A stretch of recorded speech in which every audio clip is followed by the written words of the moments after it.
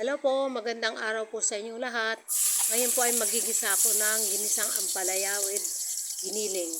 Ito po, naggisa na po ako ng bawang, sibuyas. Yan po guys. At isusunod natin yung kamatis. At isusunod naman po natin yung ating giniling. Giniling na baboy. Pagkatapos lalagyan po rin natin ng hibe, yung pinatuyong hipon. Para dagdag lasa. Para masarap ang ating ginisang ampalaya. Ito na po siya, yung hibing pinatuyo. Ayan guys. Naglalagay po ako ng kaunting tubig. Hop. At pagkatapos guys,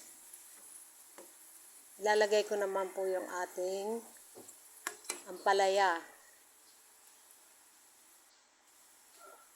Ito na po guys. Ito na yung ampalaya nating hiniwa-hiwa ko ng maliliit. 2 piraso lang gaya na malalaki. Ayan guys, hahalo-haluin natin. Ayan po guys, oh. Masarap yung ampalaya, paminsan-minsan lang tayo kumain. Hindi puro baboy, manok, maggulay naman tayo. Ito na guys, maglalagay din po akong pampasarap. Bango-bango. At ito na rin po, maglalagay na rin po ako ng itlog. Ayan po guys, binati ko na po yung itlog. Ayan guys, maluluto na yung ating ampalaya.